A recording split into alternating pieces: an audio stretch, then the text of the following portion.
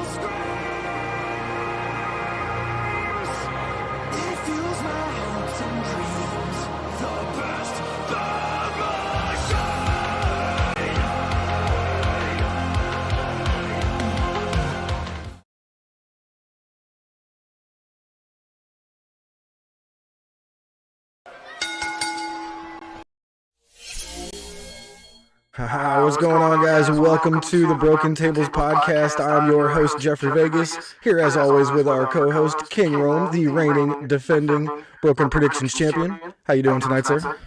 You know, the title belt stays off screen because, you know, everything else needs to be front and center. Next week, you'll see it with the belt. No worries. Welcome, everybody, to our AEW Dynamite Championship Fight Night review from El Paso, Texas. This episode of Dynamite was absolutely fantastic. Even if you know, there was probably something some of us didn't like here or there, but I thought this episode was absolute fire, just from beginning to end. Natasha said there's some really bad reverb, Jeff. Really bad reverb. How about now? On who? Who's the reverb on? Me or on Rome? Coog says echo on you. You're causing. Okay, I got that figured out. I had the collab cam and your Discord audio at the same time. We should be fixed now. Give me a quick check. Check. Natasha's saying both, but I don't know if that's spined. All right, let's see. I had a feeling we're trying out this new collaboration cam here, and seems to be tricky. Yeah, that's better. All right, perfect. Okay.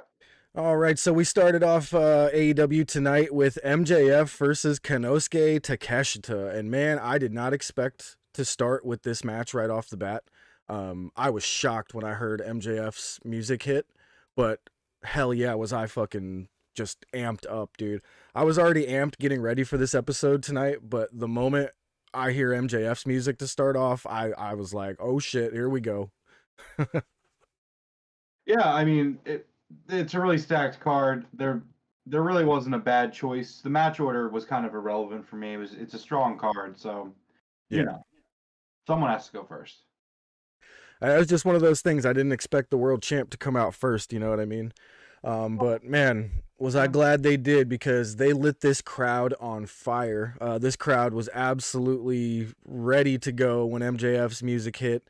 MJF looks great, by the way, man. This dude, he been working out or something, because he looks absolutely incredible.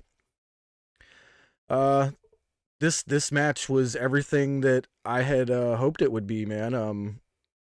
You know, MJF hasn't been in the ring in a few months now. I think, what is it, 2-3 months he hasn't been in the ring?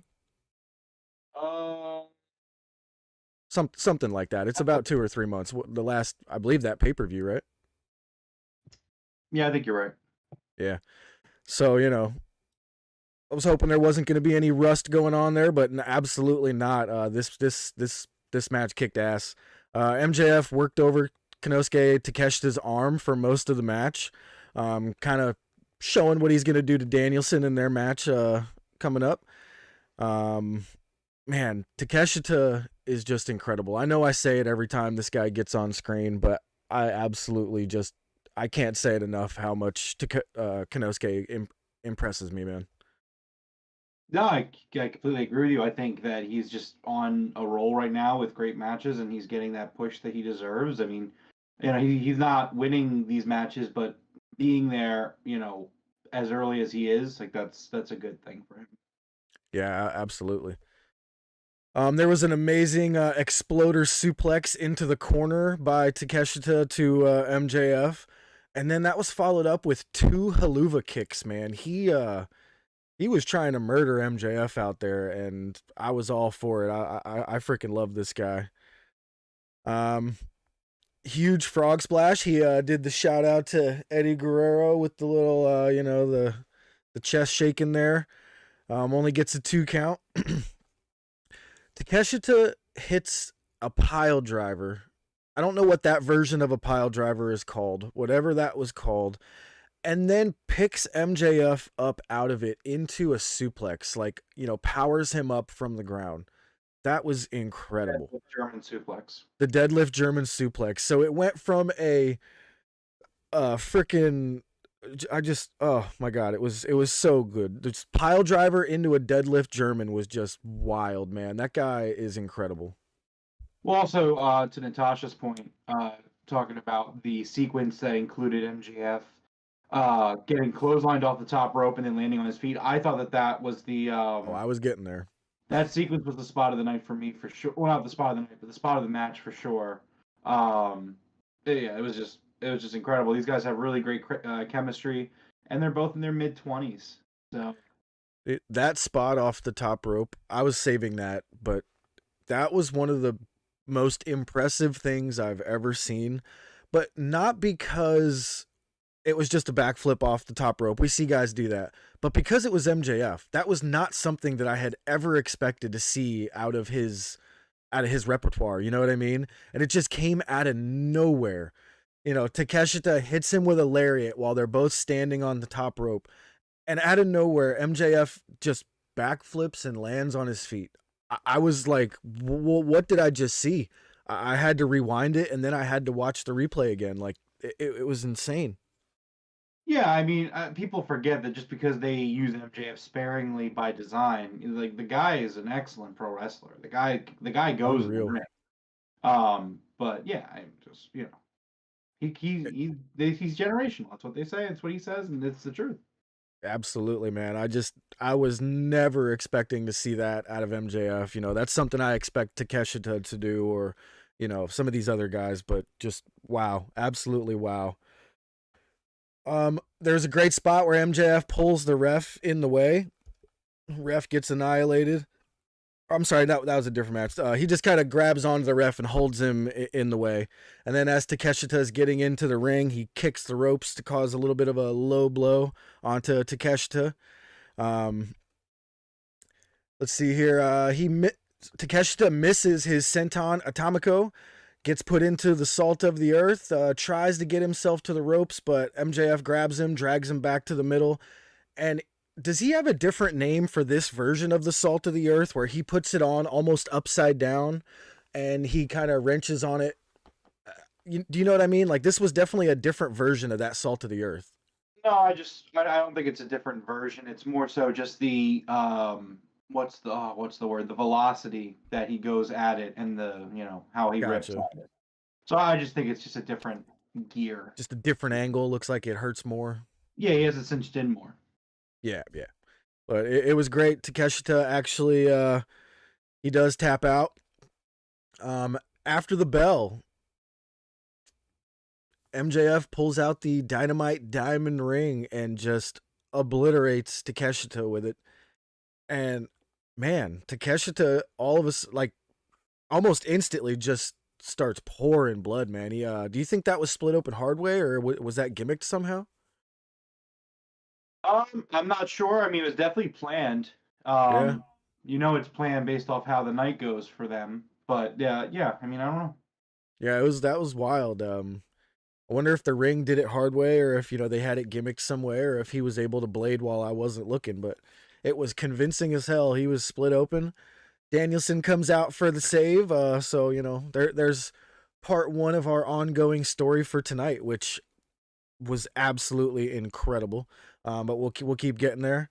Jordan says MJF is the GOAT. Yeah, let's go to chat real quick. Welcome everybody from chat. Thank you guys for helping us out with the audio earlier. We got the Coog, we got Natasha, we got Coach Nick. What up, my boy? Who else we got? We got Jordan. Welcome back, Jordan. Thank you very much for hanging out with us tonight, man. MJF is good as anyone in the ring. Fact, says Jordan. Yeah, absolutely. It's just, you know, when I had first seen this guy in AEW, I knew I liked him and I knew he was one of those generational talents, but I never imagined it would get to where it's at right now. Like, MJF has taken himself to a level that's just, you know, once in a, I don't want to say once in a lifetime because that's going a little far, you know what I mean? But you get what I'm saying, right? Yeah, no, I do. I understand. And again, it's the continuation of the past. MJF and Bryan Danielson have done just a phenomenal job building up for this pay-per-view on March 5th.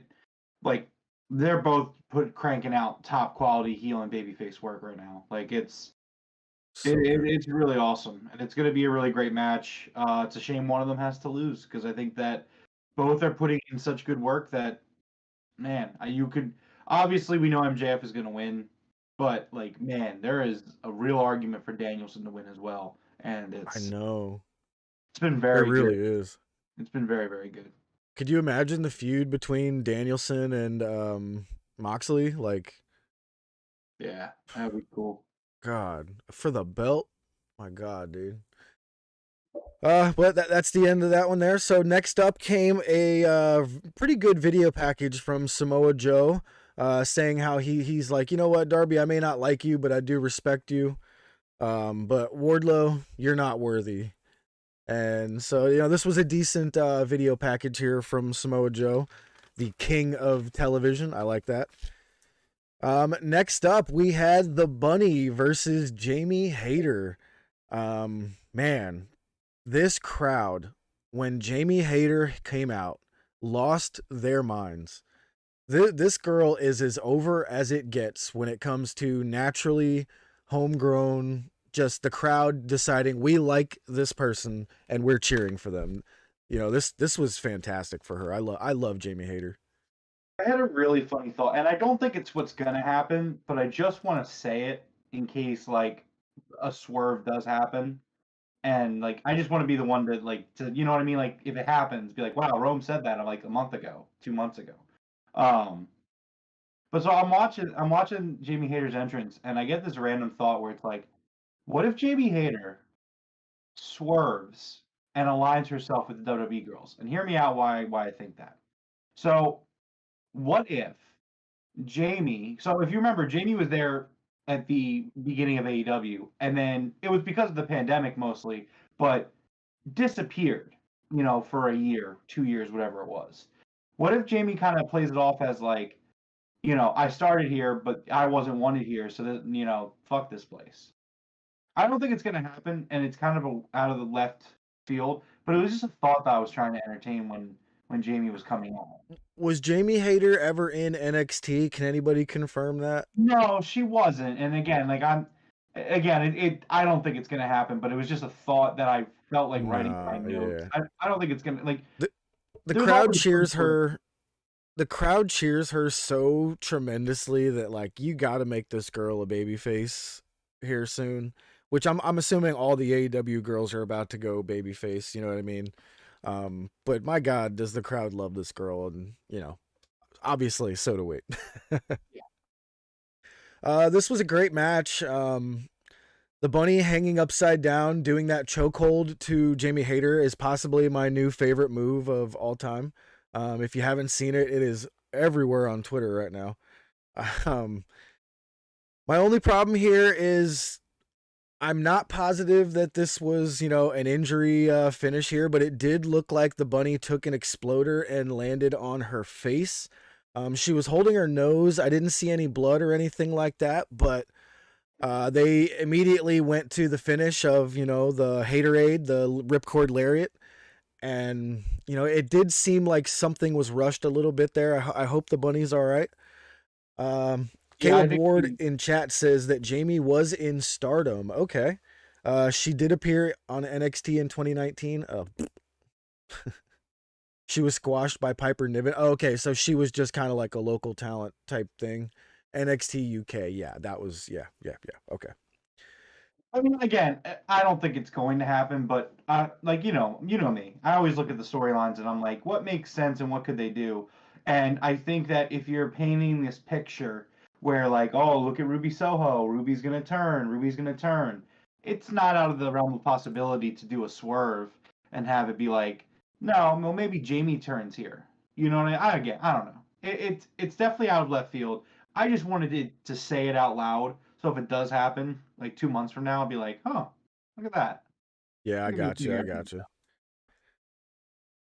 But yeah, this was a great match. Like I said, I haven't seen anything about the bunny being injured, so maybe she just took a pretty nasty shot to the face when she hit the mat there. But some people didn't even notice that there was a botch there. It may not have been. I'm not sure. I hate using that word sometimes, but you know, it is what it is. I think the match, the way it ended, it definitely made me think that the bunny was injured, which I hope she's okay. Obviously, Yeah.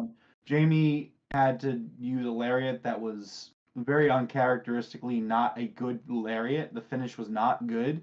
It makes sense if she is hurt that they would go for a very weak finish because you're trying to protect her. Right thing to do, absolutely. Yeah. But I don't know. Hopefully Bunny's okay, but like if that's not the case and it was just supposed to be a lariat, it was not a good lariat. No, yeah, I agree. It definitely felt off to me. That exploder didn't look great. Hopefully the bunny's all right. So we shall see.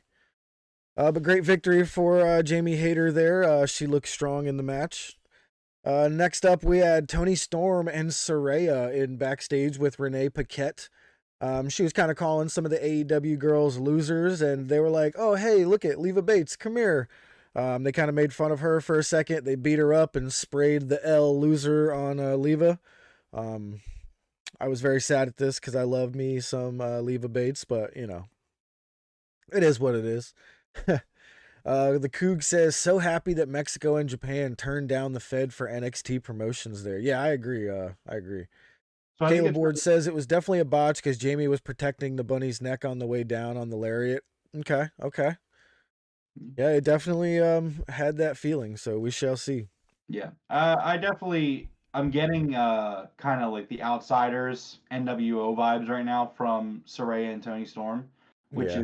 is great. It's definitely a compliment. Yeah, I'm excited to see this storyline move forward. I feel like we're trying to just buy some time to get to Revolution at this point. So I'm excited for this to really pick up. Yeah, me too. Oh man, so Caleb, your avatar down there wound up being Ken. This is a perfect opportunity for me to show off the new additions behind me.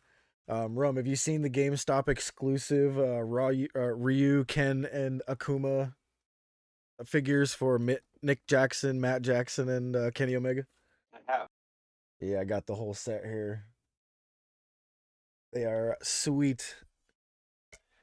All right. Next up, we had Lexi Nair backstage with MJF, who cuts a promo for the freaking ages, I guess. I mean, my wife looked over at me and she goes, "What the heck?" Like, this was a story MJF was telling about driving down the road with a pretty girl and hitting the light pole at 90 miles an hour and switching seats with her. I don't know what to think, dude. I was just blown away by this. Like, I was sitting there, my mouth hanging open in my seat, like, what just happened? I mean, what was your take on this? My take on this was MJF had a generational night tonight.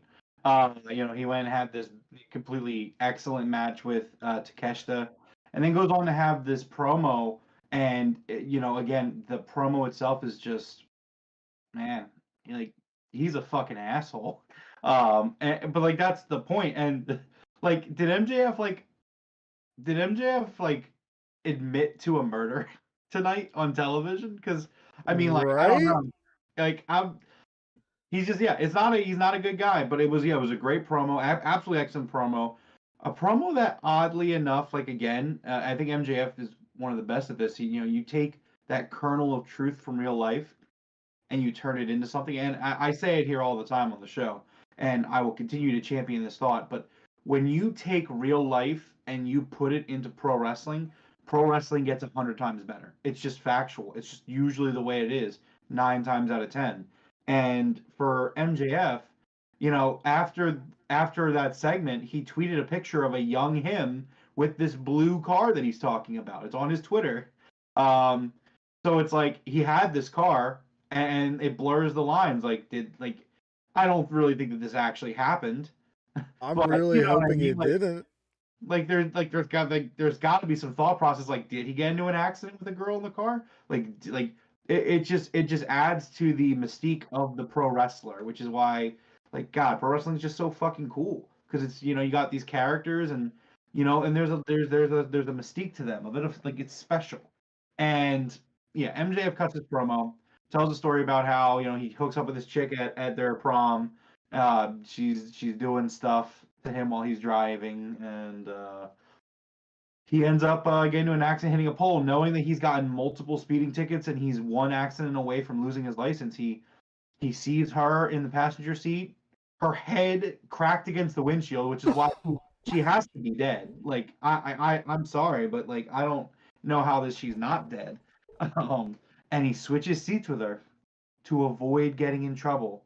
And it's like, man, this is it, man. This is my shit. This is my bread and butter when it comes to just storytelling and character building and world building. And it's just, it's so good. And MJF finishes on the point that he's like, yeah, I'm not a good guy. I'm a scumbag, and I'm proud of it. I do what it takes to win.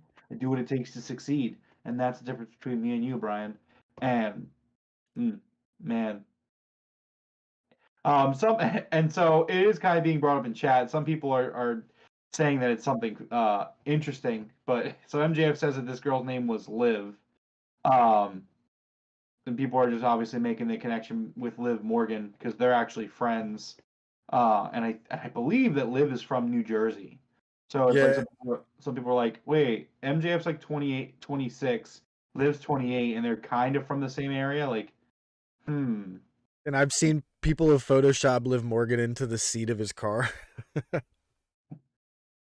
Jordan's asking what SNES game is that by the Pop? I'm guessing by the Top. I'm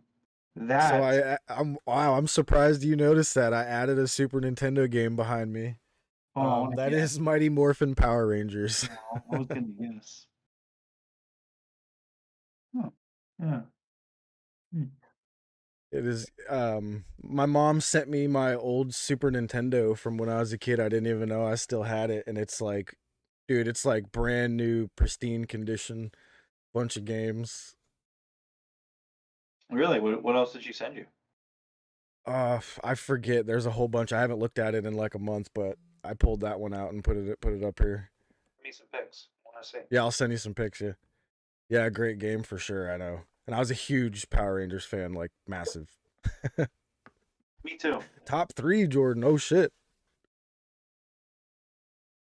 All right, so man, this promo by MJF, like I'm just hoping there's no truth to it whatsoever, because if there is, we may have our AEW champion in jail soon, but we shall see.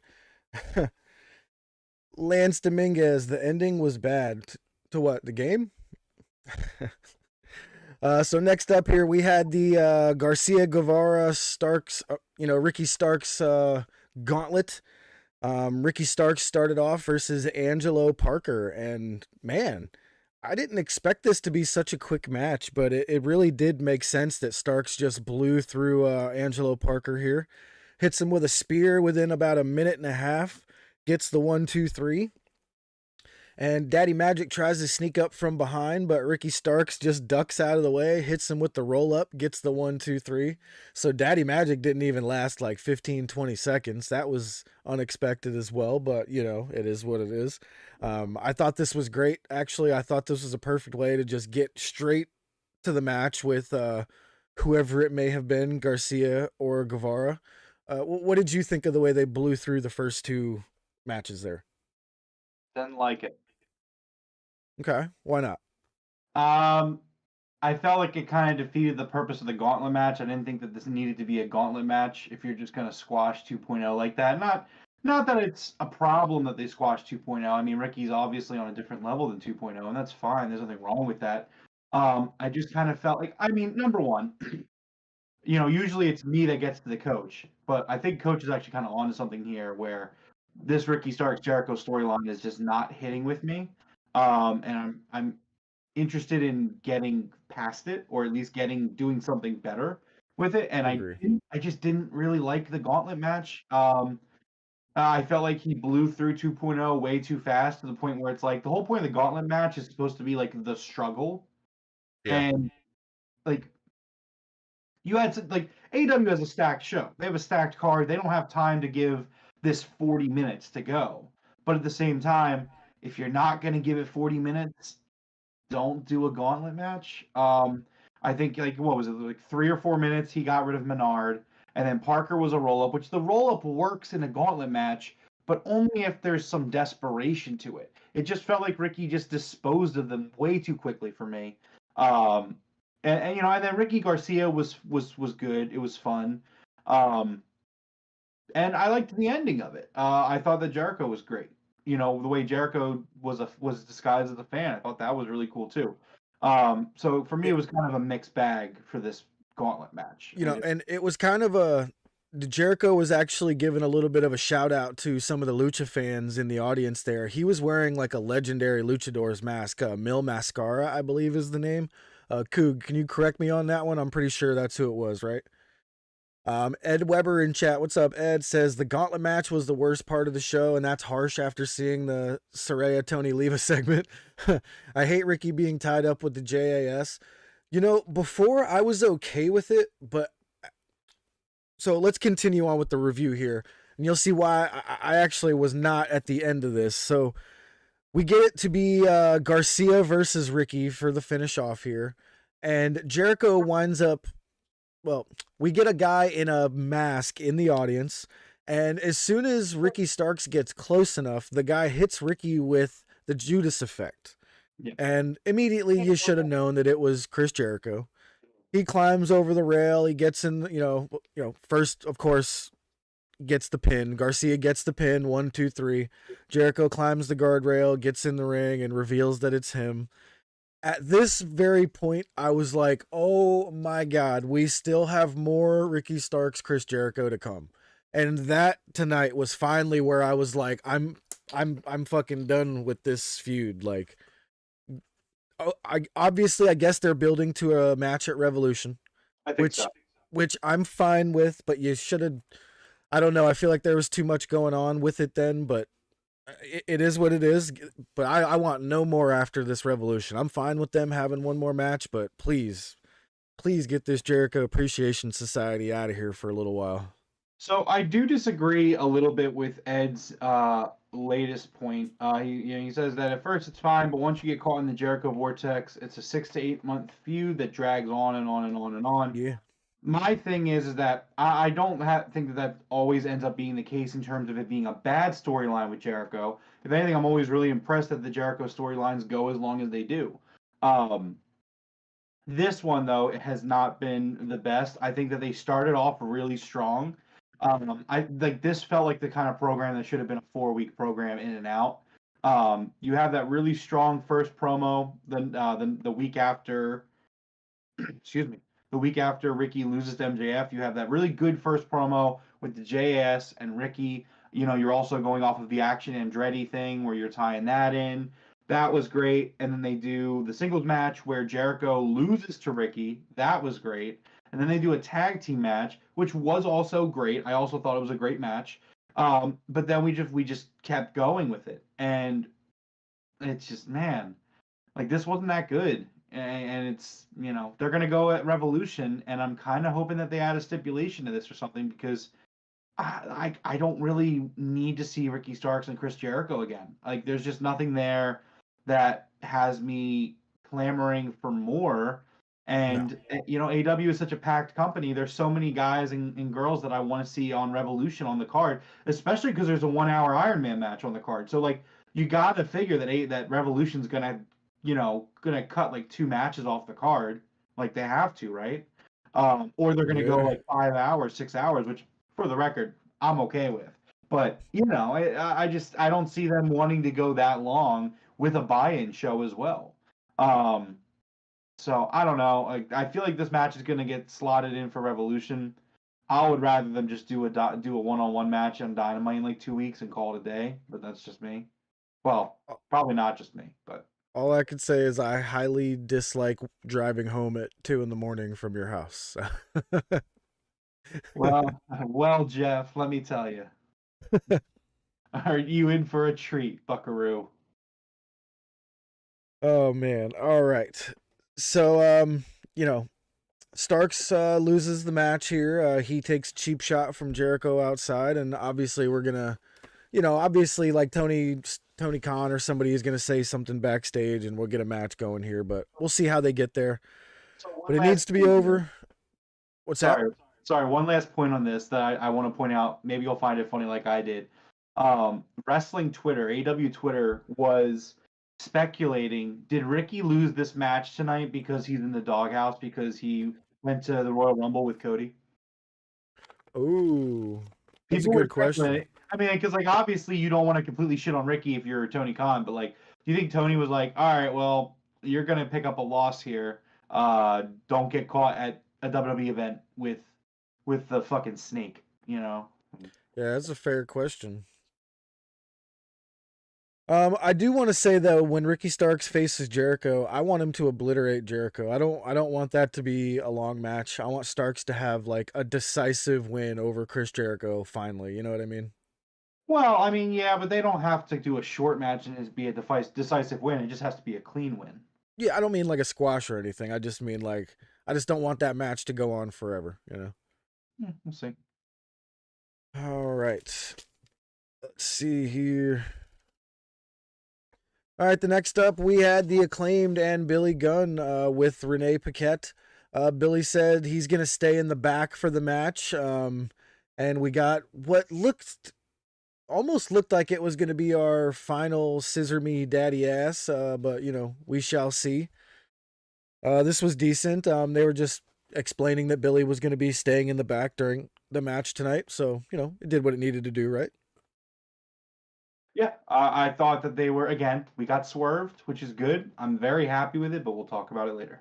And Natasha, that's exactly what I meant. Like a 6 to 8 minute match, a couple big spots, Ricky hits the spear, 1, 2, 3. That's exactly what I mean. Yep. No chance that happens. There's no chance. It's going to go 15 minutes at least. I know. At least. Yeah, I know. Because that's the problem. Jericho's doing great work right now. It's not a problem with Jericho necessarily, or Ricky. Like, it's kind of weird that it's not hitting, and I don't know if it's maybe because the rest of the company is just so on fire right now. So like by comparison, that's where it is. I mean, like maybe in the Fed, this is like their best storyline probably. But like if this wasn't the Fed, but I don't know. It's just not hitting, and it's not adding up as to why it isn't, because there's a lot of talent in this feud between all of the JAS and Ricky. Andretti, he's good. I'm not as sold on Andretti yet as you are. But I don't know.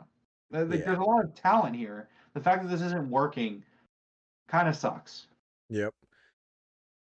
All right. So next up, we had Renee Paquette with Bryan Danielson backstage in what looked like the medical room with Takeshita. He was all bandaged up with the bloody forehead. We heard a big bang at the door, and you could hear Rush's voice for a moment, and it became quickly obvious that they, locked the door on Danielson, and he was unable to get the door open. And you hear Rush's music hit, and he starts making his way to the ring. Once Roosh makes his way to the ring, MJF's music hits and he limps his way to the ring with some bandages on his knees, still selling that spot that he did with the power bomb onto his knee. That's a nasty spot, man, by the way. I don't think we mentioned that spot earlier. That power bomb onto his knee. Oof, that thing is crazy. So he's selling his knee. He limps down and he starts screaming at Aubrey to start the 10 count because Danielson's not in the ring yet. So Aubrey starts counting to 10 and he starts screaming at her to count faster. And she just gives him that death stare look that only a woman can give and starts counting slower. I thought this was great. The crowd starts chanting for Aubrey. And Danielson backstage uses his bad shoulder to smash the door open, makes his way down to the ring, and we get the match started. I thought this was an amazing way to get this match started. It got this crowd super hot. It was a really cool way to get, some MJF heat because of the Aubrey situation and all that. I thought this was a genius way to start this match out. Yeah, no, I absolutely love this. I thought it was really well done. And again, it's really smart storytelling because it all kind of connects. Where you have, Takeshita gets laid out earlier in the night, so of course Danielson is backing him up, and Danielson takes him to the trainer's room. They lock him in, and I just love the moment where Danielson's like, "What the fuck is going on?" And then Rush's music, you can hear it in the arena, and Danielson's like, "Oh shit, I gotta fucking get out of here." Yeah. And yeah, there's just, oof, man, Danielson is on such a roll, and like as a big Bryan Danielson fan, it breaks my heart because like I know with what they're doing with Danielson right now, there is no chance that Danielson is ever going to win the world title at Revolution, and I think that because of that, he's probably not going to win the world title like ever in AEW, which kind of sucks. Like obviously for him, I don't think he cares. I don't think he gives two shits about whether he's a champion or not. But for me, it's like, man, you got to give it to Danielson. Give him one. Like, Yeah. like, this is the perfect wrestling promotion for Danielson. Like he wanted to be big time and he went to WWE because that's just what you want to do, in prior years. But like now you have AEW where like this is where Bryan Danielson was meant to be. You know what's something funny, Jeff? It is 7 years to the date that WWE forced Daniel Bryan to retire today. Wow. And Bryan Danielson, 7 years later, is out here just wrestler of the year. Like, I don't know, man. I think in December we're talking about Bryan Danielson being the wrestler of the year because this man is just everything he's doing is just gold. And the Coog just mentioned it. Dude. But him during this match with Roosh getting busted open and his blood splattering onto the cameras was just like, oh my goodness. And this guy is just giving everybody on the roster their best matches. This was an incredible match that I really enjoyed. And this Danielson MJF feud has been like it's so awesome that they rebounded from it because I remember when they did the first few weeks of it with Regal and I was like, man, this is just not going well. I'm just not really into it, which is really kind of crazy because it's like MJF and Danielson. And then I think MJF and Danielson were like, we got to get our shit together, man. Like we can't rely on Regal to sell this thing because you got MJF really doing a phenomenal job. Like he really deserves credit for He does. because he's over as fuck. And when you're over as fuck, like you got to fight the fans when you're an over heel. And this man as an over heel is just being the biggest. Like Excalibur said it himself. He's literally the worst human being in the world. And MJF knows that and he's owning that, and that makes him even more vile. It's not like he's being like kind of like a lovable goof about it anymore, where he was like, "Yeah, I guess I'm a bad guy, haha." He's like, "No, I'm a piece of shit. I let a girl die in my car." And then on the other hand, you have Danielson just being like just again, it's the biggest baby face. It's totally WrestleMania 30 Daniel Bryan vibes in a sense that like he's overcoming the odds. This is what he does. It's Bryan Danielson, and it's gonna really suck when he doesn't win this title. I'm gonna be so upset. But that's good booking. The fact that I feel so strongly as I do, but like it just the plan is the plan, and MJF is the plan. So Yeah, and I'm going to chat real quick here. So Natasha says that Aubrey is the 100% the best ref in wrestling right now, just for the subtle interactions like that. I absolutely love Aubrey. She's one of my favorite refs in wrestling right now. Absolutely. She did her part extremely well tonight. She didn't get overly involved. And AEW did their part as well. They didn't focus the camera on her face sometimes like they used to. And that's where people would get a little bit annoyed by her. And I'm like, that's not her fault. I'm like, she's supposed to make those facial expressions all the time, but they can't put the camera directly on her, so much when she's in the ring. Like, they knew everybody loved her and they tried to milk it a little too much back in the day, but this was great. She did absolutely perfect tonight. Darth Giles, what's up, man? What did Ed say here? If I was to list my top 3 AEW matches, Danielson has 2 of them right now. The Broadway with Hangman, tonight's match with Roosh. Man, this match, we were calling it a couple weeks ago. Danielson is like the Oprah of professional wrestling right now. He's like, you get your best match, and you get your best match, and you get your best match. Everybody that gets the chance to face this guy just gets to have their best match that they've ever had. It's just amazing to see. It really is. Yeah, this has been kind of a legendary run. I mean, it was 5 weeks of, Bandito and God, who was it the first week? Like, it's crazy I'm forgetting, but who was it before Bandito? It was Oh, that's a good question. Wasn't it Takeshita? It was Takeshita. Yeah, it was Takeshita. And then it was Bandito, and then there was someone else. Brian Cage. Bro, there was Brian Cage. There was one more babyface before Brian Cage, though. Like, it was like, I don't remember who it was. There was Timothy Thatcher. It was Cage, Thatcher. It was Takeshita, and then it was that's Bandito. all Cage, Thatcher, and then Roosh. Yeah, I guess that's 5 weeks. I think that's all of them. Yeah, I think that is all of them. For some reason, I'm thinking that there was another babyface in there. So the crowd in this match brought this to a whole nother level for me as well. Every time Danielson chopped Roosh, we got a C. Every time Roosh chopped Danielson, we got a, woo. I mean, it was just everything about this was incredible. This is one of my favorite matches that I have seen in a long time. And I wrote down 6 stars, like, immediately as soon as the match was over. I was like, 6 stars, done, period. Like, not even arguing it. Yeah, this was an excellent match. Something I did actually kind of want to also bring up was a potential storyline that I see happening with MJF on against the commentary team. Now, obviously, we talk about MJF being just this visceral, just scumbag heel. And you look at the interactions he has with the commentary team, I kind of hope that they go this route through the course of the year. So you have, excuse me, you have Tony Schiavone, who just hates the guy. They hate each other. Just like, fuck you, fuck you. You have Excalibur, who's kind of the neutral, where he's like, I don't really care, but like, yeah, MJF is he's the worst human being. Like, he is. Like, I'm not going to lie, but I'm not going to argue with MJF. And then you have Taz, who plays buddy-buddy with MJF because they're both from Long Island and all that. And I would love to kind of see, like, an evolution of this where, like, throughout the year, it gets just worse and worse to the point where, like, all three... Like, I want it to be, like, Taz be like, yeah, you know what? Fuck MJF. Like, I would just love to see that because, again, like, you really need to paint this...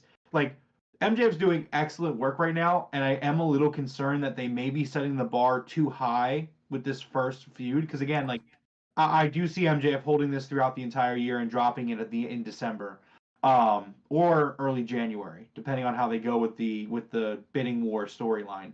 But so, man, they are setting a high bar to follow. So you might need to do some dastardly stuff, or like maybe MJF lays out Taz or something. Like, I don't know. I think it could get to a point where MJF just gets to be such a bad guy that even Taz is like, listen, yeah, I can't vouch for the guy anymore. Like maybe he just gets so bad that even Taz is like, well, yeah, I can't, I know we're both from Long Island, but I can't vouch for you anymore, buddy. Yeah, it could be when he faces Hook, Yeah. And man, having MJF on commentary was another addition to this match that just made it even better. And I tell you, Danielson getting split open, I don't know if it was an accident or on purpose or a blading or what, but the blood splattering onto at least 2 different cameras was absolutely incredible. For the entire match, they didn't even bother to wipe it off. They went to a commercial where they could have easily ran out there with some nice alcohol wipes and cleaned off that lens real quick. And they were like, no, leave it. Leave that shit. So every time they cut to this 1 or 2 cameras, there was just these beautiful 2 dots of blood right on the screen. And I just kept thinking, I was like, man, I bet you the WWE is going to like do fake shit like that now. Like we're going to have a spot where like Bray Wyatt hits somebody with something and it's going to be like fake green blood splattered on the screen. So 2 things about the Fed. Number 1, there was a sign tonight that I absolutely loved, and it was Audi Fears Hausen. Yes. Thought that was great. Second of all, let's talk about the Fed for a minute, Jeff. Let's segue for a second. So the Fed, right? NXT, they're trying to do good storytelling, which I mean, props to HBK for at least making an effort. They botch, so they did this thing with Toxic Attraction, the tag team. Oh, dude, I knew that's where you were going. They do this thing where they're basically doing the Rockers. It's like, okay, Sean, we get it. You're just rehashing your career at this point. Yeah. It's literally, you can line it up and it's the exact it is the Rockers breaking up. Yeah. They practiced it for sure. Even the mannerisms, like you could tell that those 2 girls, I know it's Gigi Dolan, I don't know what the other girl's name is. But like you could tell the 2 of them sat down and were like, okay, go on YouTube, look up the Rockers, look up their breakup. Okay, let's watch it like 5 times. Okay, so they kind of do this, and then they kind of do that, and then they pick her up, and he throws them, and like they definitely just were like, we're gonna just do the like completely word for word. Even Bailey kind of plays the role of like George, well not George, she's it was Bruce Beefcake. Yeah, Butcher, the barbershop. Yeah. And like even Bailey kind of walks the same exact way, and I'm like, oh okay, like, and then she throws her through this door, and the door didn't break, and apparently the door was backwards. There, like I don't know how true this is, but apparently the door opened the door opened the other way. Right. They thought that she was going to just throw her through the door, and she was going to just go through this open door. But instead, they throw her to the door, and she just smashes into the door, which like it looked good, but the problem was it wasn't what they were going for, and because of that, it didn't look good. Like if they were like, and it was real, her freaking head smashed into the door. Yeah, and then the one again, I don't know the one girl's name, so she kicks her in the face, and kicks her head into the door. I'm like, Jesus Christ! Like this went off the rails so badly that like she's like, oh fuck, she didn't go through the door. All right, just hand. Like, listen, I've seen somebody get kicked in the face in person multiple times, and when it leaves a shoe print like that, you can guarantee there was a concussion involved. She tweeted out a picture of her face afterwards where the actual boot imprint, like the bottom of her shoe, was imprinted on her face. Yeah, it's not safe. It's not safe working at all. That was horrible. It was a poorly planned gimmick that because it went poorly, they had to overcompensate, and they might have hurt her in the process, which that's not cool. There it is. JC Jane is that girl's name, yeah. And Gigi Dolan, if I'm not mistaken, is Darby Allin's ex-wife.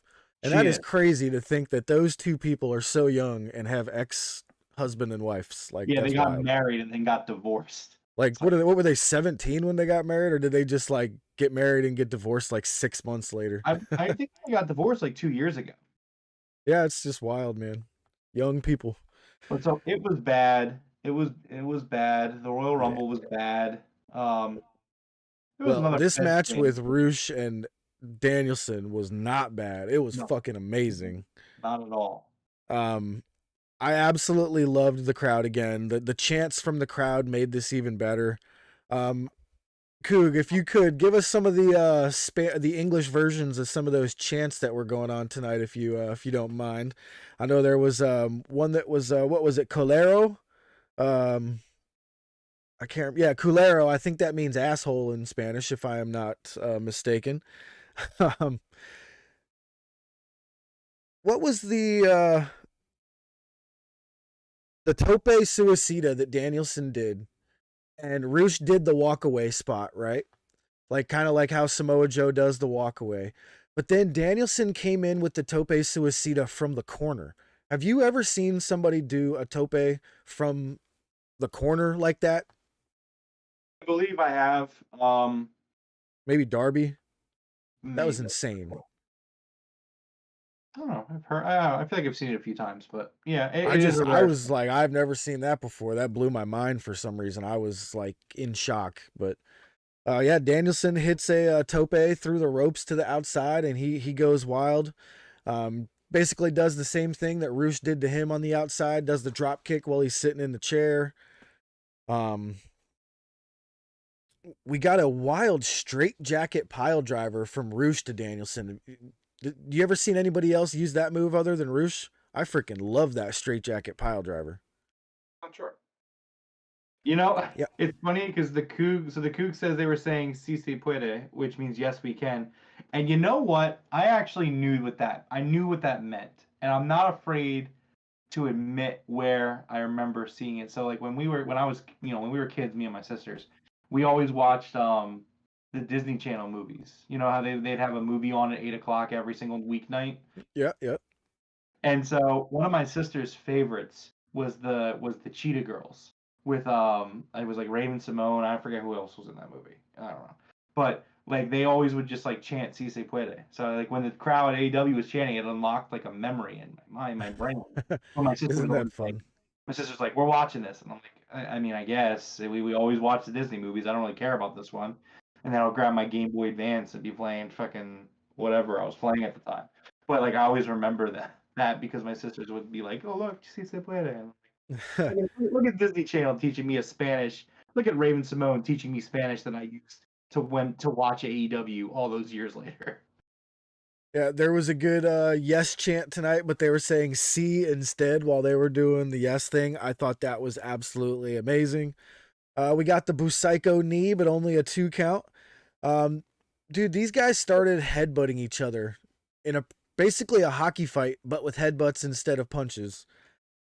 I honestly thought when they started slapping each other around and headbutting, I thought this was like turning into a shoot fight.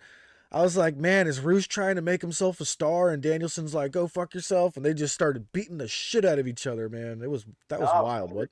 They're just that good. Oh, I know. It definitely put the doubt in my mind, which is a testament to how good they were. McCoon says that his female cousins watched the Cheetah Girls too. Yeah.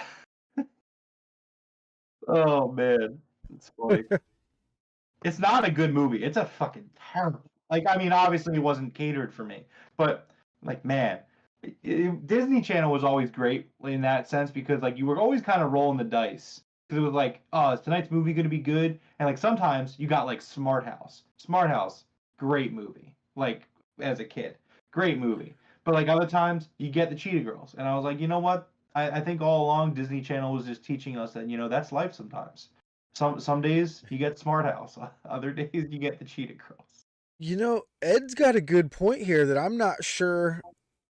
I don't know if I've ever seen someone kick out of the Busaiku knee. Mainly because Danielson usually locks in a useless submission afterwards and they're like knocked out.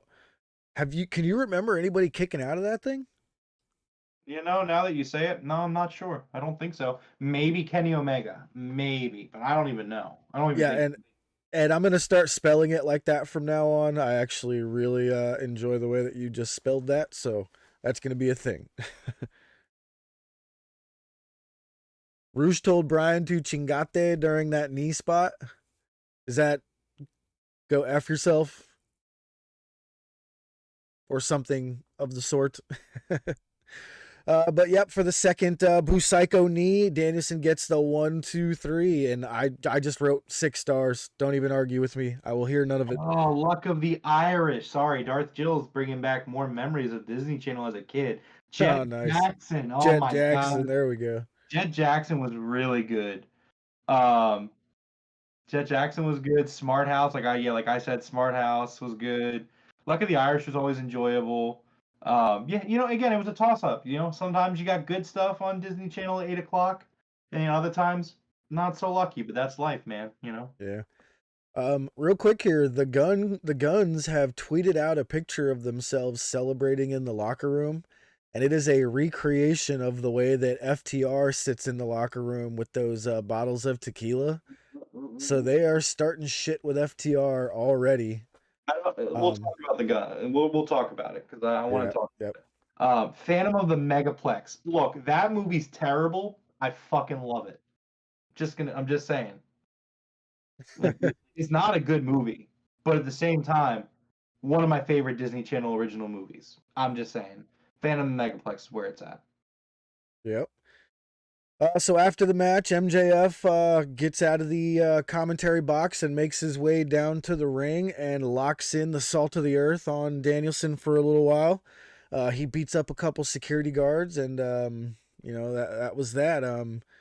This was incredible. The storytelling going on between MJF and Danielson, and this match with Danielson and Roosh were 10 out of 10 for me. 6 stars, whatever you want to call it. This was great. Yeah. All right. Next up, we had the Practical Jokers, Q and Mar, with Tony Schiavone backstage. And they were talking about Jericho's time on the show, Practical Jokers. And they said that they stole Jericho's bat, Floyd. So I think we might get to see them a couple of times here in the future. I don't think Jericho is going to be too happy that they stole Floyd. And so I think that's going to be an ongoing story, huh? I think what you're going to see is they have something filmed for the Impractical Jokers premiere tomorrow, where I'm sure he'll say, "I'll see you guys on Rampage," and then they're just going to do a Rampage spot. They're probably in the building for one night only. Keep in mind they're filming Rampage right now as we speak. They're probably just going to have something on Friday night, and that'll be the end of it. I didn't really care about this at all. The only thing I noted was, hey, I mean, AEW still has a good relationship with Warner Discovery. Because they are just AEW's everywhere for them. You got them with Game of Thrones, you got them with HBO Max when with some of the advertising, even though they're not on it yet, and then you got them here with Impractical Jokers. Jericho indirectly part of another bad segment. You hate the Impractical Jokers so much. So I know how you feel, Ed. I know people that love that show like you wouldn't believe, and when I watch it, I'm just kind of like, But it is what it is. I mean, it's just one of those shows you either love or you hate, and I know people that absolutely love that show, like unbelievably love those guys.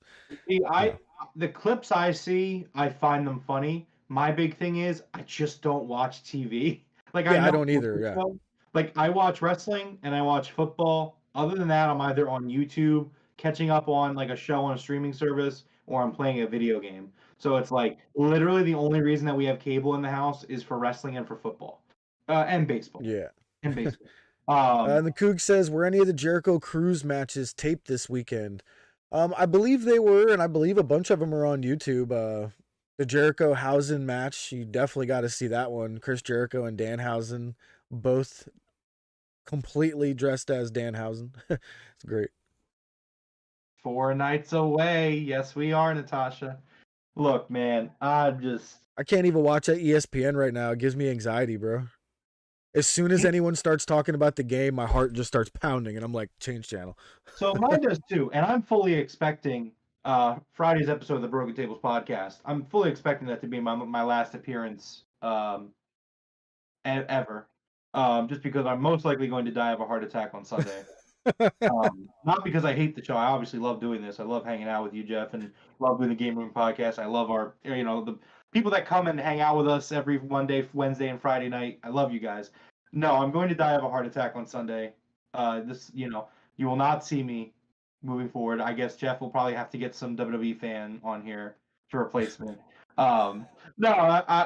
Dude, it's crazy to think about, and I don't want to go too much of a tangent. I mean, I'm off tomorrow. I know you're not, so I can stay up. But,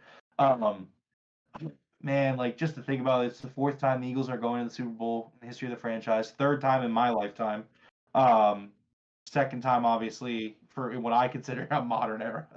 But like, what's funny? So like, I was back in 2017, 2018, whatever. I was so nervous about that game. I was so nervous. And like I totally understand that it's Patrick Mahomes, and I totally understand it's the Kansas City Chiefs, and I totally understand it's Andy Reid. But like, I am so fucking confident in this football team.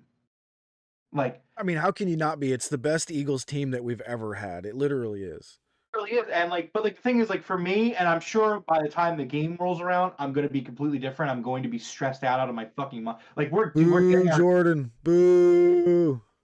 we're getting our Curly's order at like 3 o'clock on Sunday, so I can eat before the game because I know I'm not eating once the game starts. So, but the butterflies, yeah, cool. The butterflies are going to be at the 1,000th level. I wore this today because Jeff had said something about a Cunningham jersey, and so I busted mine out along with my hat. Randall.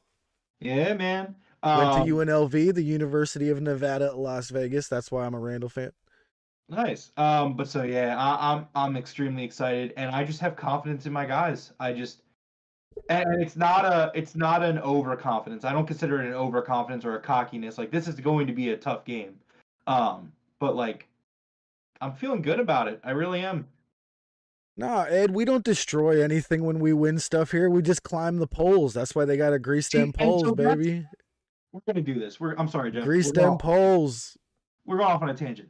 The thing that people don't understand, right, about Philadelphia sports fans, we do not destroy things. And now somebody's going to pull up a thing where like a bunch of people were standing on the bus thing and the bus thing broke. The intention was not to break the bus thing. The intention was to stand on top of it, and it broke. Yeah. Like, Philadelphia sports fans, right? Like we just love it so much, and we care so strongly that like, you know, like that's who we are. It's a passion. It bleeds into our wrestling too. Like that's why I talk about being so proud to be from Philadelphia. And like you have the ECW era, and you have that, and then Ring of Honor also mostly around Philadelphia, and it's awesome, man. It's something that I'm totally prideful about. My sports heritage. You mess up one time and throw a snowball at Santa. Bro, and the world paints you. 1964. Jeff was 5 years old when that happened. Like, can we just it's crazy. We just let it go. It's so crazy. It happened in 68. Look, Ed, in all fairness, you know, people get fucking shit-faced, and that's not just a Philadelphia thing. Like, they just get shit-faced. No, I always remember, since we're going down the memory lane, I'll never forget when we won our first Super Bowl. And so I went down to, it's called Frankfurt and Cottman. It's an intersection in Northeast Philadelphia. And it's basically where the big sports gathering happens in Northeast Philadelphia. Yeah. And so I'll never forget going there when they won the Super Bowl. And like, there were no arrests. The cops were like high-fiving people. Like, people were bringing their children to these things. So here, like, my recommendation is, take it from me, somebody that's been there, done that. It is not as bad as you would think. It's actually just a celebration. Like, are there some knuckleheads who get too drunk and then stay on top of a bus stop? Yeah, there is. And like, that's cool. But there's never a malicious intent. It's never, let's burn our fucking city to the ground. Like, nah, it's great stuff, man. And it's all good. And you know what? When the Eagles won the Super Bowl and I went to Frankfurt and Cottman in 2018, I saw two people fucking doing it. Just doing it. And you know what? Good for them. I hope that they had a good time, because I definitely had a good time. And Natasha says she's a Pittsburgh fan. You know, we're both in the state of PA, so there's not really any rivalry there. Yeah, because actually Pittsburgh and the Eagles at one time were the same team. They were the Steagles super long time ago. They were the Steagles because during World War II, both teams had a depleted roster due to people going to fight in the war. So the two teams actually banded together. And if I recall correctly, they were actually a very good team when joined together. They were actually, yeah. I do not hate the Steelers. I know that so there's like a little bit of a camaraderie between the fan bases. You know what I mean? Yeah, I always see it as kind of like a brotherly love thing. That being said, when we play the Steelers, I always call them I always say that Steelers fans are waving around their piss rags. But you know what? That's all in good fun. I don't actually hate the Steelers.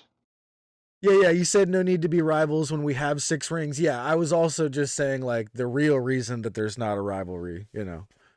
Not because you guys have 6 rings and you're just like, oh, we don't need to have a rivalry. To be fair, the Eagles have an excellent win-loss record against the Steelers. I'm just They saying. do. Yeah. They're like And to be fair, 10-1. I do have the Steelers emblem tattooed on my neck for my dad.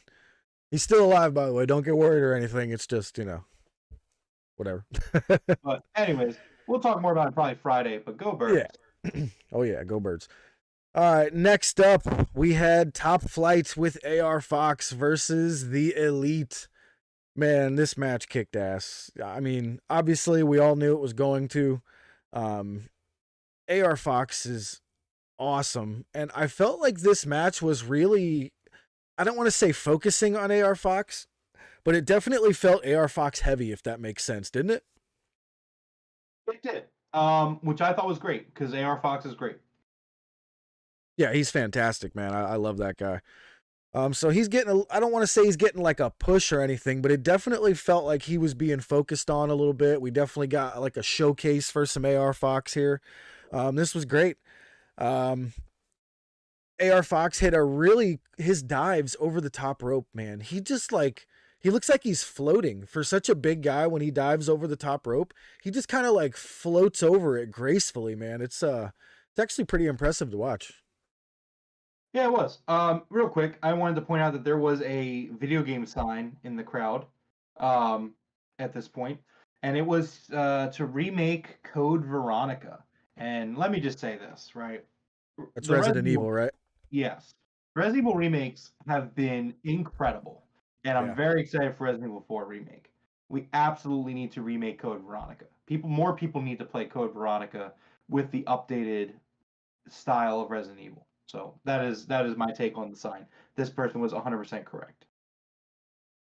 Yeah, I love all the Resident Evil games except for the newer ones. Like once we got to like 6, 7 Village and all those, I was out because it's not.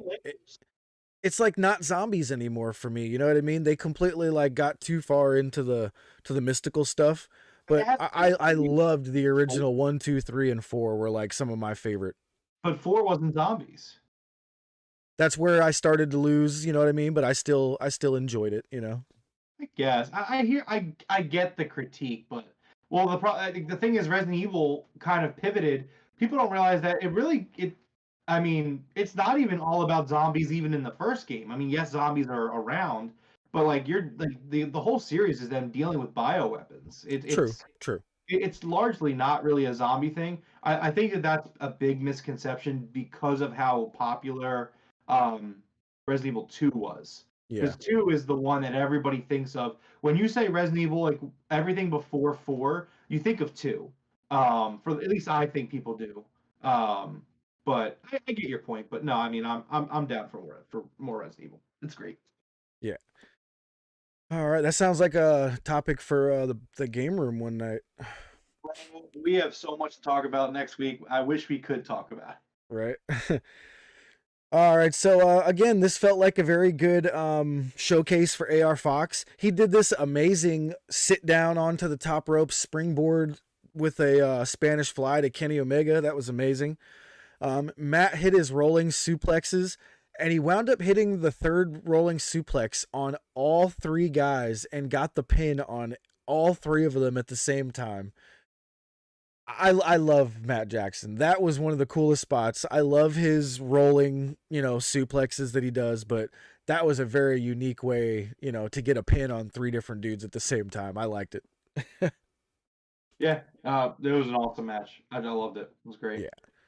AR Fox hit a huge 450 splash onto Nick, but only got a 2 count. Kenny and AR Fox wind up trading roll-up pins to finish this one off. Kenny winds up getting AR Fox into the crucifix pin, and he gets the 1, 2, 3. So, the way that this finished, I'm not sure that this is the end of these guys. I think we might see another match or 2 between them. I don't know. I'm wondering what the plan is for the Elite at the pay-per-view, because it's only like 4 weeks away. We have a month to go. But I mean, are they gonna move to the House of Black next? I don't know. I'm interested, but we'll see what happens, I guess. Yeah, we'll see. But great match. Amazing from beginning to end. It was just flawless. The whole thing was just absolutely flawless from all 6 guys. Just what else can you say about the Elite? You know what I mean? They're on top of their game. They're the champs for a reason. And Top Flight getting pushed for a reason. They are absolutely fantastic. And the Coug says he misses those days, collected Topps football cards as a kid. Yeah, this is a Nick Foles RPA. That means it's a rookie patch auto.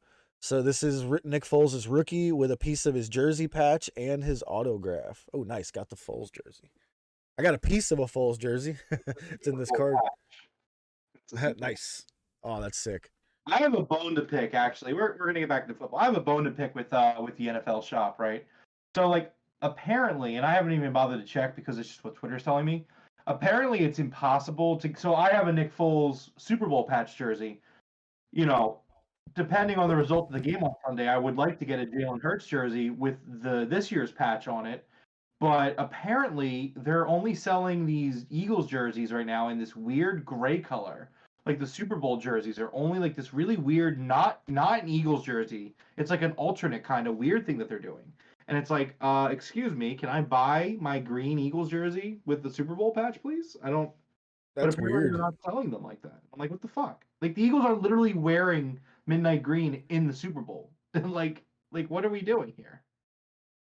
It's ridiculous. Wow, that's actually really weird. I don't know how true it is, but everyone on Twitter, like I haven't gone on there yet, but everyone on Twitter is like, excuse me, at NFL Shop at what's the company that makes them right now? Whatever company that actually makes the jerseys right now. They're adding at them as well, and like, hey, why can't we buy regular midnight green Super Bowl jerseys? Yeah, that's odd. Speaking of the shop there though, have you seen those Super Bowl hats that they're wearing? It's got like the Native American design with the Eagles logo in the middle. Yeah. That might be my favorite hat I've ever seen. I need that hat like so bad. You know what it kind of reminds me of? It kind of reminded me of like kind of like a mid-90s kind of like starter jacket kind of look, if you know what I'm talking about. Yeah, Like, yeah. That was the vibe. Maybe it's because of the blue specifically that they use in it, but it kind of Fanatics. Thank you, Darth Chills. Yeah, it was Fanatics that people are adding about the Eagles jerseys. But yeah, it gives me like mid-90s vibes. Yeah, for sure. Jordan says, what's everyone's date of birth and social security if you're feeling generous? 85. Me too, Jordan. 85. I think we're really close, aren't we? I think we talked to this one once or twice. 93, baby. 93, yeah. 85 here, July. No, it's for Arizona, Darth. That's, yeah. I get what you're saying, though. I get what you're saying. So back to Dynamite here. Next up, after the Elite match, we had Stokely Hathaway backstage with Lexi Nair, and he said, everybody's doing good. The firm is fine. There's nothing wrong with the firm, but he hates Hook because Hook has caused all of their problems. All the problems that he said that they didn't have just a moment ago. But Hook winds up walking up behind him, and he grabs him in this really weird arm lock that's actually a legit thing. I just don't know what it's called.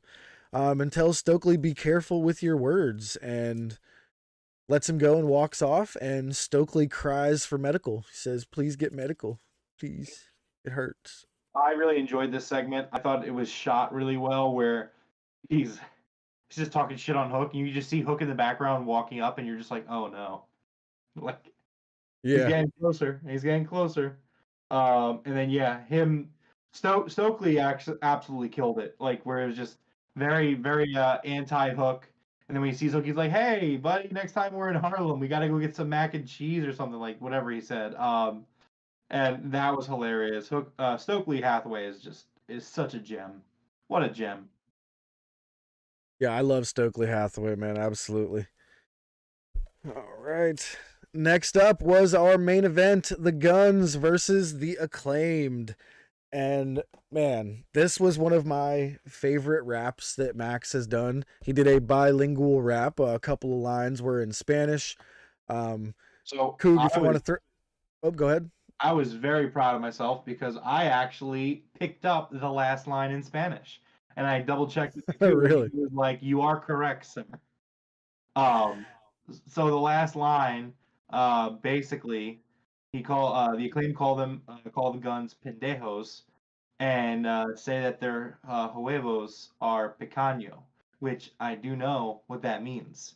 Um, so it was very enjoyable, very very enjoyable. If you know, you know. Yeah, I didn't understand almost any of it. You know what I mean? I told the I was Coug that disappointed in myself. I pulled a Sammy. I told the Coug that I was L bilingual.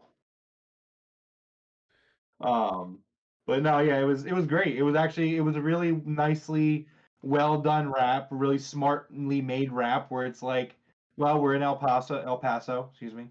Very you know, Spanish speaking crowd, obviously. So for Max to kind of lean into that, that was dope. I really enjoyed it. Yeah, I thought it was great. His rap was fantastic. This was just your basic tag match, you know, just a normal tag match, and we got a quick hot tag to Bowens. But all of a sudden, Austin Gunn just absolutely obliterated the referee with a forearm. And it gave him the chance to go grab the belt. So he goes and grabs the belt, and he's about to hit Caster with it. But Billy comes out and stops him. And Colton grabs the other belt and takes out Billy. Now, obviously, we get to the finish that I thought we were going to get to. Like, that's exactly where I thought we were going.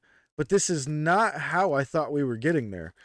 I did not think that they were going to take out Daddy Ass. I thought he was going to turn for sure. But we don't get the turn. We don't get Daddy Ass turning. Maybe it was a little too predictable and they wanted to go another route. That could definitely be it. But I'm not too sure how I feel here. You know, the referee was kind of out, down for the count. They throw him back in the ring. He still doesn't get to see when they use the belt to hit one of the Acclaimed, and they get the pin. 1, 2, 3, and we have new champs. I'm not sure that. I don't know how to put this into words. Like, maybe because I didn't predict it correctly, I'm disappointed. But did you feel disappointed in this, like I kind of did? Well, I have to say, absolutely not. Okay. Look, I'm going to talk everyone off the ledge here. Everyone, I understand some people are upset. People were like, "Oh, it's a bad finish. It's not good. It's bad. It's not bad." Here's why it's not bad. So we've been talking about on the show the last few weeks. My big thing here was they really made it seem like Billy was going to turn on the Acclaimed, and that was the wrong decision to make. So I don't know if it was an intentional swerve or it was an audible, change at the last second. Yeah. Whatever it was the right call. Now that being said, the Guns deserve credit. The Guns have done a fantastic job in the tag team division. They've really centered, kind of cemented themselves as a core heel tag team in the division. They had good work against FTR. They had good work with the Acclaimed. We have to remember that they also were they are a big reason that the Acclaimed got over. I mean, obviously the Acclaimed were over in their own regards, but the Guns did the job for them, and in the process, the Acclaimed became made. Because after that, they went on to Swerve in Our Glory. The rest is history. With the Guns, it makes a lot of sense for the Acclaimed to turn around and do the job for the Guns. It really establishes them, and we don't have to like it, but they've again, I keep saying the word established and cemented, but they established the Guns as a top tier heel tag team in the AEW tag team division, which that's something that they really need. I think AEW, if I were to be critical of the roster, I would say that it does have a heel deficiency. I think a lot of that is because of strong, good booking, which makes people generally like everyone on the roster. True. But you need more guys like the Guns. Like the Guns are very unlikable, but like not in a go away heat kind of way because they're still entertaining. I am entertained by the Guns. I hate the Guns, but I'm entertained by them. So I think that it was a really smart booking decision to have, number one, to have Billy stay with the Acclaimed and then not break up, and to still give the Guns the belts. Because again, like we were saying, we've been discussing, Jeff, the Acclaimed have elevated the belts. Like the belts weren't making the Acclaimed were making the belts. And they let the Acclaimed do that. So now you can give the titles to the Guns, and the titles can elevate the Guns. Like it's very good booking. I understand it's not the go home happy ending that people want, but unfortunately in wrestling, everybody wins, everybody loses. Great finish, great booking. Really good match. Not their best match. I don't know if they have another one coming up. Maybe they do a rematch at Revolution, but I'm imagining so, yeah. But so I very much enjoyed the ending to this show. Well, I can't say the same. I mean, I loved the match. I loved the entire show, but I think I was the target of, the bad guys winning and, me being the angry Miz girl sitting there all pissed off. You know what I'm saying? So, maybe that's what's going on here. But excellent episode of Dynamite. Like, last week's Dynamite was a little down. Some people said it wasn't the greatest. This week, I feel like they picked it right back up, and I thought this was absolutely tremendous episode of Dynamite. The only thing could have made it better for me was an appearance by a certain Thunder Rosa to help with my prediction there, but what do we got going on for Rampage? You got the Rampage card set up for us yet? Honestly, I do. It's not a lot right now. Okay. Very interesting. So Rampage is fine. It's Dynamite that's oddly non-specific. Like, there's nothing there. But so Rampage, we have the Blackpool Combat Club versus Kip Sabian and the Butcher and the Blade. Jungle Boy Jack Perry will be in action, and Ruby Soho will be taking on Marina Shafir. We also have a promo announced. We will hear from Mark Briscoe, with more matches to be announced for Rampage leading into Friday. And then also, all they said for Dynamite was matches to be announced Friday on Rampage. All right. You got anything else that you wanted to go over with us here? That's pretty much it. I would also add and finish with you being the Miz girl is good booking. It's the point. Like they got the heel reaction out of you. Like you could see it in the crowd after the show that Absolutely. like people were like, "What the fuck?" and they were booing. But it wasn't the kind of booing that you would hear from, say, like the Fed, where like when you booed the Fed back in the day. I mean, because like now all the people that would boo are gone. That's why I say back in the day. But like you would have fans who were just sick of it, just bad booking, nonsensical booking. Whereas here, this was heel heat. The Acclaimed are extremely over, and when your extremely over group loses, especially in a not clean way, which that's the other thing, they even protect the Acclaimed by not having it be a clean finish. It's great. Hats off to them. The Guns got made. Belts are going to elevate them. The Acclaimed got cheated, so they didn't lose clean. Billy's still with the Acclaimed. Yeah. And I'm just saying, man, from a booking perspective, that could have been really dicey. But Tony Khan, like a surgeon, he went in there and he's like, "Oh, they don't need the liver. Yeah, get rid of it. That's fine. Stitch him back up." Exactly. Jordan and Natasha both hit it. Yeah. So like it was like NWO winning on Nitro and the crowd booing. Yeah, it's exactly how I felt. Yep. Exactly, but that's a good thing. It's great. Exactly. Yeah. It's great. Yeah. All right. Well, I think that's gonna do it for us for tonight. I can't wait for Friday's show actually, because I'm gonna be hyped as shit for that Eagles game. I'm sure we're gonna talk about it quite a bit. So if you guys are Eagles fans, join us on Friday after Rampage. We're definitely going to be talking about the game on Sunday and, of course, reviewing Rampage. You want to go ahead and close us out, sir? Absolutely. Well, this has been episode 116 of the Broken Tables podcast.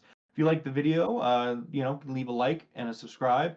Thank you to everyone hanging out with us live here on the live stream. This is our Wednesday night Dynamite review show. We also have a Friday YouTube exclusive Rampage review show. And we also have our video game podcast, the Game Room Podcast, on usually Monday nights. If you like video games, you should definitely check it out. We're going to be talking about the Nintendo Direct that happened today, amongst some other things. But yeah, really exciting show. It's going to be great. You can follow us on our social medias in the description below. If you like the video, go check out another video. You know what I mean? Like it helps us. The algorithm helps us. They want to see people going from video to video. So if you guys like this, like our discussion here, you can check out last week's discussion because it's still pretty relevant. We talked about stuff that just happened. But until next time, we'll see you guys later. The foam fingers are all the way over there. I'm not getting them. Go Birds. Our minds happen to be so close. But all right, everybody, until next time, we will see you guys later. Top Guys out.